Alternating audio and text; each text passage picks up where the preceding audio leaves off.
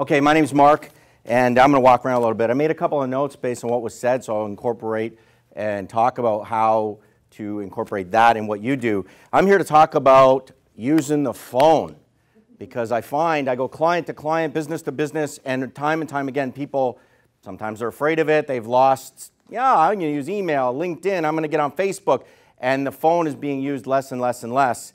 And I'm here to show you why you should be using it more and more and more. How it's going to transition to business for you. This is our tagline, increased sales guaranteed. Really bold statement, right? And I'm going to back it up with why we make this statement and why you should really take heed of what I'm going to talk to you today about using the phone. Okay, we study top performers in numerous industries, from financial services to real estate, you name it, pharmaceuticals, and looking at what they did different, not interviewing them, right? Because if I interview you and ask you questions, very often you can't tell me how your golf swing is so fantastic. You just go out and do it. And we found with top performers, they just go out and do it. Okay? So we had to watch them in action. And over the course of years, and to this day, when I see a top performer, I'm just glued to them, listening to how they communicate, how effective they are, what they do. And I'll tell you right now, they pick up the phone. And that's what I'm going to talk about today. You got to start picking up the phone, and I'm going to tell you why. Okay? So there's a reason top performers in numerous industries pick up the phone. Hey, obvious, right? It works. Okay, it really works. So we're going to go down a few things. Top performers will pick up the phone at almost every opportunity you give them. Okay, if you email me, Mark, I got some inquiries about this and about that, expect a phone call within milliseconds of me getting that email, provided I'm free.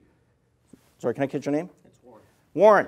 So it'd be Warren, Mark Hynes. Thanks for the email. Listen, just had a couple of minutes to talk. Now, let me tell you, how fast is that? Right? If I send you an email back, and then you send me an email back, who's ever had that happen, and it's weeks? Right? Is that fun? No. We want business today, right? Okay. So that's why top performers pick up the phone at every opportunity.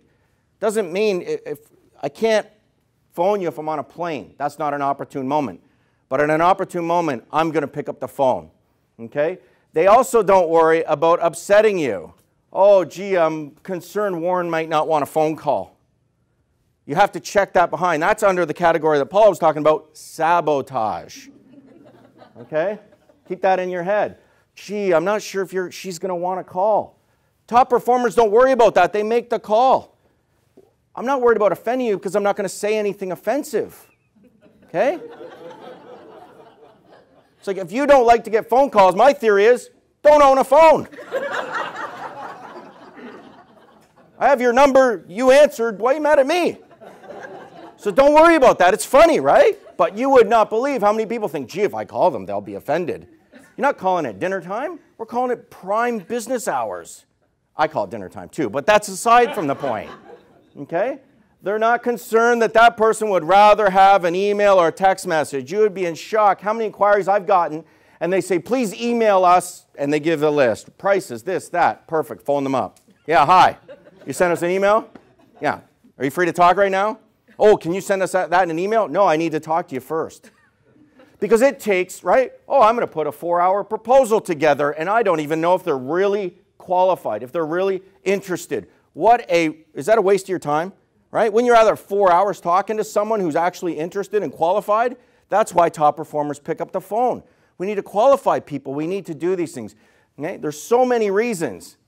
Okay? And there's no excuses anymore. I have a wire. I've got Bluetooth. You can talk to it. It dials for you.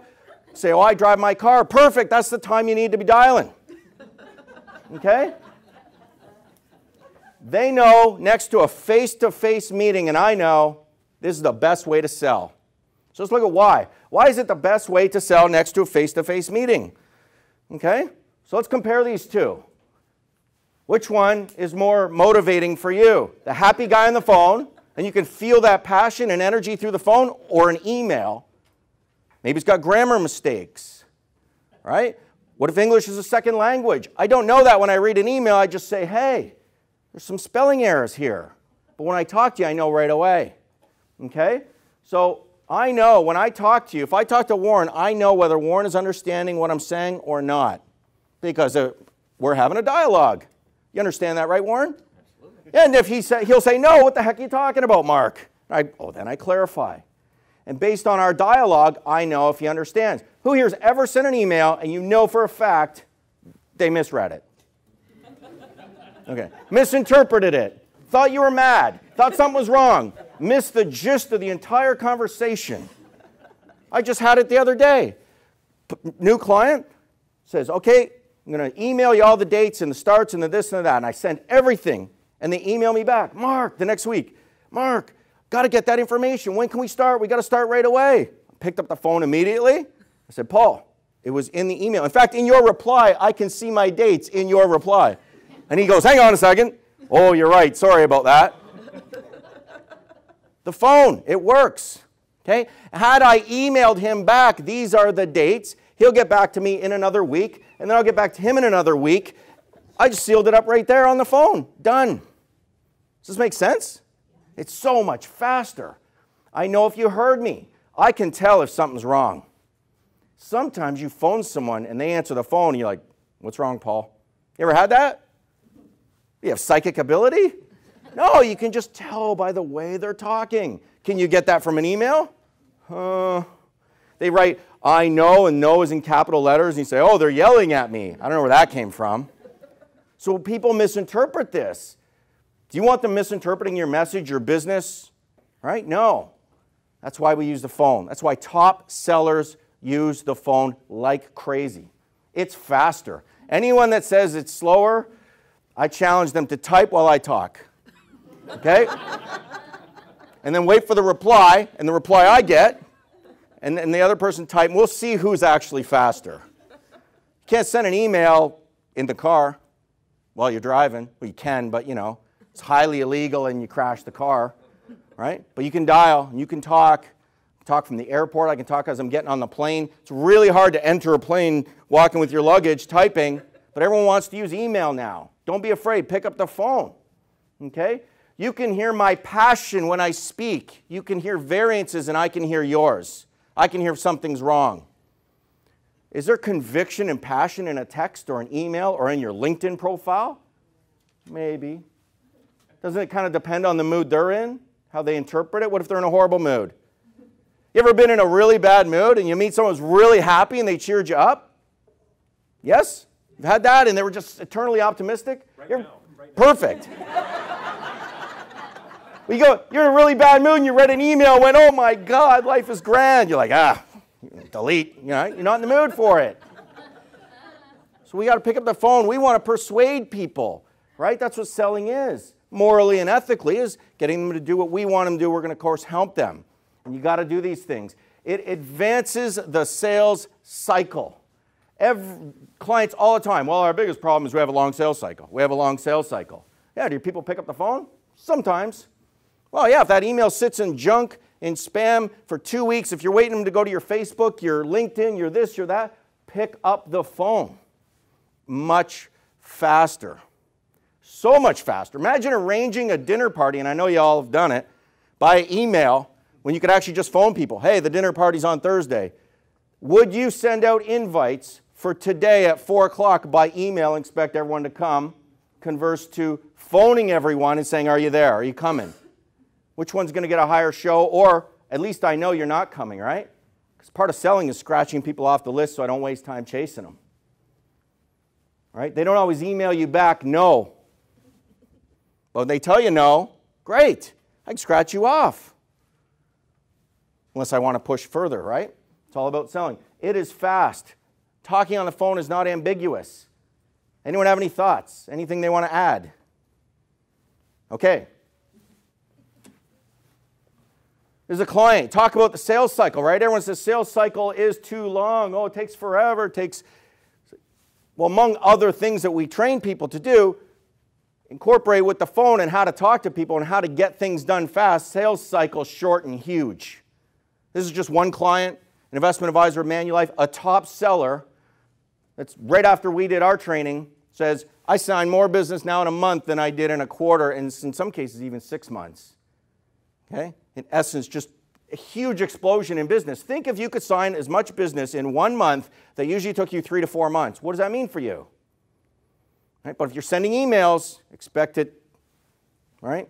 You got an email, you got a number, pick up the phone. If they don't want to talk, great. I can go back to emailing you. But I don't ever phone people that are offended.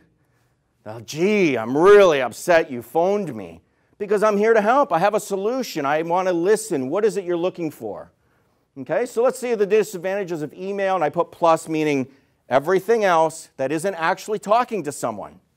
Okay, easily misinterpreted. We've all had that, right? Is there anyone in this room that's never had an email or a text misinterpreted? Okay, good. People often don't read it. Oh, I just had a client do that. They said, or they read it wrong. They read, you get the confirmation that says they read it. Does that actually mean they read it? It means they opened it, and for all you know, they put it right in the junk, right? All we know is they opened it. They didn't read it. Could be this long. They read the first line, delete, or file it. Anyone ever had someone file one and then miss your deadline? Because they didn't read it. They wouldn't miss that deadline if we were talking to them. Okay? I can't email, as I mentioned, while I'm entering a plane, right? I can't email while I'm driving, get the laptop out and link it to my phone and try and... I've tried, don't get me wrong. And talking is so much faster. And I'm talking kind of fast here because I have a limited time window. But talking is so much faster. There is no comparison in the message you can get across if you're talking. I was watching this sitcom, and the two kids were sitting on the couch with the tablets, and they're talking via, going back and forth, and the dad looks and goes, what is the world coming to? But it was taking literally like 10 seconds for this person to get the message, and it was 2 lines. As much as that's fun when you're 10, how inefficient is that for your time? It's 40 hours a week, 9 to 5 work week. If you're designating it all to emailing people when you could be picking up the phone, okay, you give yourself an instant time machine, okay?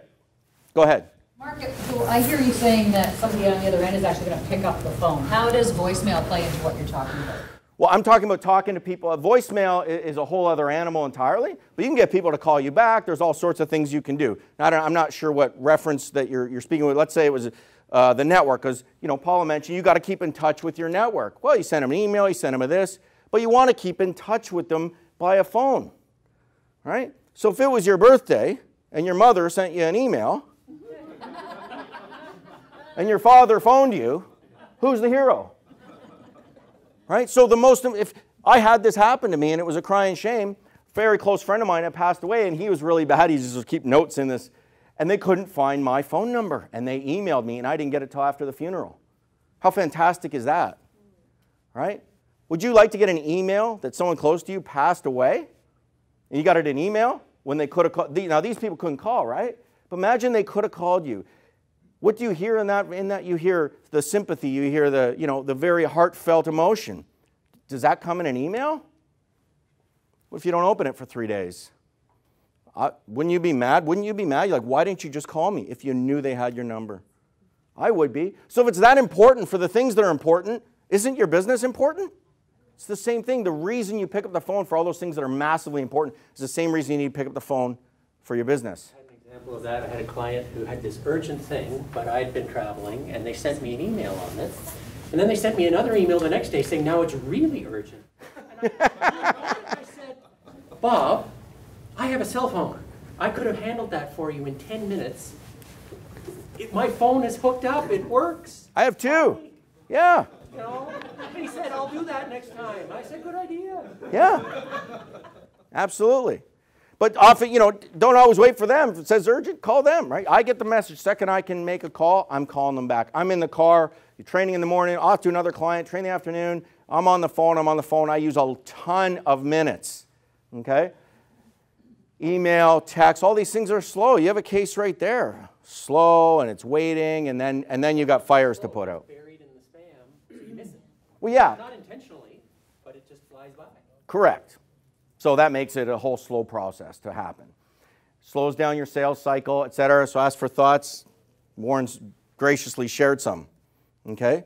So what is selling, right? Morally and ethically, it's persuading someone, tapping into their emotions, right? Filling a need, finding a need, getting to the solution and providing it.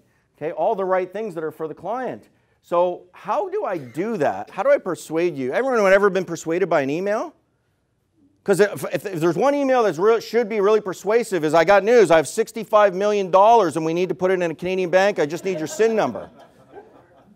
Isn't that persuasive? I don't know what's more persuasive than 65 million bucks, but we don't respond to that, right?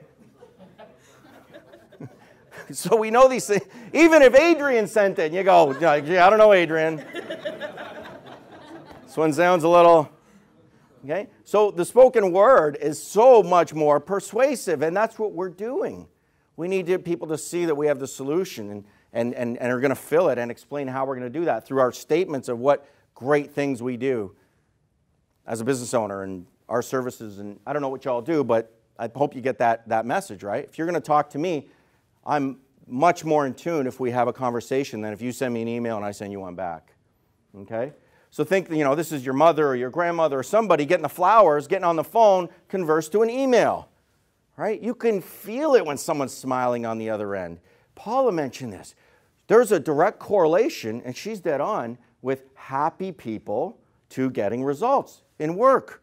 Wasn't the same correlation in everything else? If you had the worst day of your life, do you go buy a car that day? Just found out the closest person to you alive died, I'm going car shopping. No, we make decisions when we're in great moods, okay? And we can feel that someone's in a great mood, okay? And of course, we're going to persuade them to do what's right for them. So which one would you rather have? Hi, thanks for the flowers, or an email? All right? And I keep getting these cards every year, right? They've never been signed, but they're printed somewhere, and then I get e-cards for my birthday that I think they filled out 12 years ago when the program first came out, and I'm pretty sure they don't even know when my birthday is anymore. No sincerity, but if you call me, I'm like, wow, I almost forgot it was my birthday. Thank you. Feel good, okay? So if the things that are important are the things you would pick up a phone to do, then that's the exact reason you need, and the reasons why you would do that are the same reason you need to pick up a phone to do business. Okay? So I don't just talk the talk, these are my minutes. Okay? I've shown a couple different months. I got 2,570 minutes this month. I got 3,831 minutes this month. I'll tell you right now, to my next appointment, when I leave here, I will be on this headset the whole drive. And it won't be one call, it'll be multiple calls. It'll be call after call after call. And I'll show you. This is last month where I had a little under 2,000 minutes used. And I was in Vancouver doing training. As soon as I landed, I was phoning, okay? And then next day when the training ended, here at 11:30 it ended. 11:43 I made a call, 11:52, 12:07. Now I was in Richmond at the airport, 13:14, 13:21, 13, and it goes down. I finish a meeting, I'm out the door. I was in Winnipeg, Thunder Bay, etc., etc. And every day that I'm free is like this. I was in Quebec, so on and so forth. But I want to show you a day here. I wrapped up with a client in the morning, okay, down here. So I wrapped up in the morning at 10:31. I made a call, 10:33, 11:30. This is all in the car, just driving across the 403, 11:24, 11:53, 11:58, 13:60, etc., etc. Next, Warren, how's it going? Next. If I'm leaving a voicemail, right? I can be much more sincere in my voicemail and leave you a message and encourage you to call me back and get that call back if I call you, rather than, how hard would this be that time I'm in the car to send these all in emails? Can you imagine? Hey, Mark? Yeah. You got to wrap up. Done. So this is a summary. All right? I'm wrapping up, but everything I said, why do the top performers use their phone? I was talking to one the other day. I asked for his bill. He said, I can't get it to you because the company he used 2,600 minutes last month. Why? Because it works. You build bonds, the face-to-face, next to a face-to-face. It's the best way to build that bond, that relationship. Don't sabotage it. Pick up the phone every chance you get. The more you do it, the better you'll get. That's my time. Thanks.